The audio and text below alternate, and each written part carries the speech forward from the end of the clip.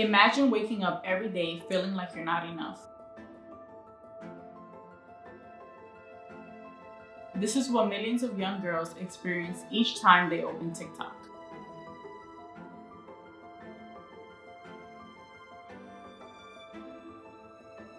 Influencers set these impossible standards, making young girls feel like they need to change to fit in.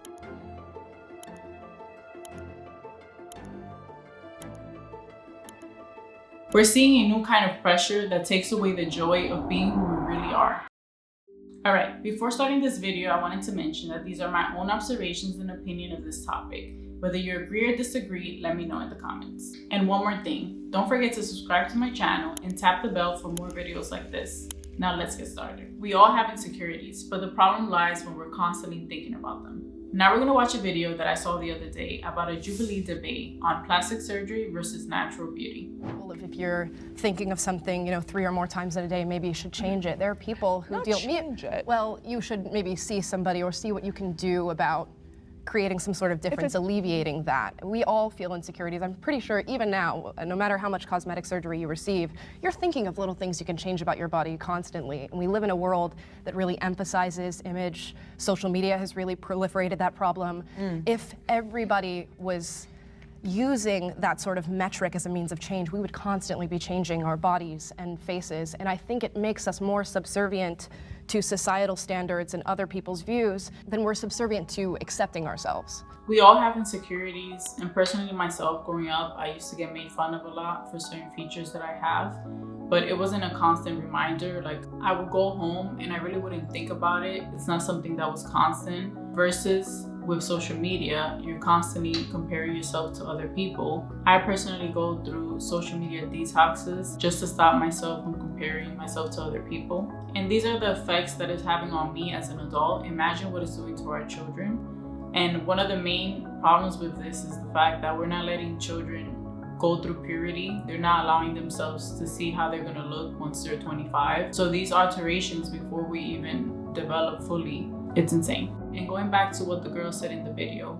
if we're constantly looking to change, every insecurity we have, it will never end. Versus it will be much easier if we just learn to accept ourselves just as we are.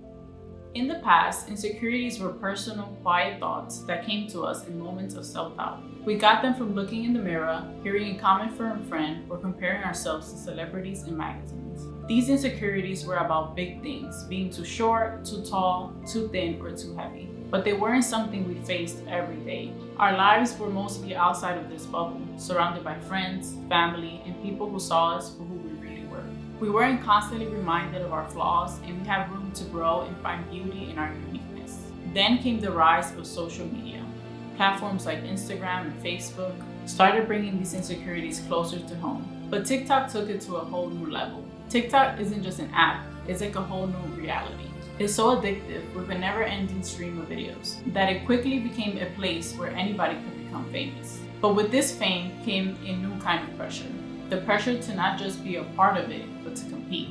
On TikTok, trends change in a heartbeat, and with them, so do the standards of beauty and success. It's no longer just about being thin or having clear skin. Now it's about having the perfect jawline, the tiniest waist, and the most symmetrical face. And with filters and editing tools, getting this perfect look is just easier. TikTok has created a wave of new insecurities we never thought about before. Studies show that the more time we spend on social media, especially on TikTok, the more likely we are to develop new insecurities. The American Psychological Association found that social media is linked to higher levels of body dissatisfaction and the desire for cosmetic surgery, especially in younger people.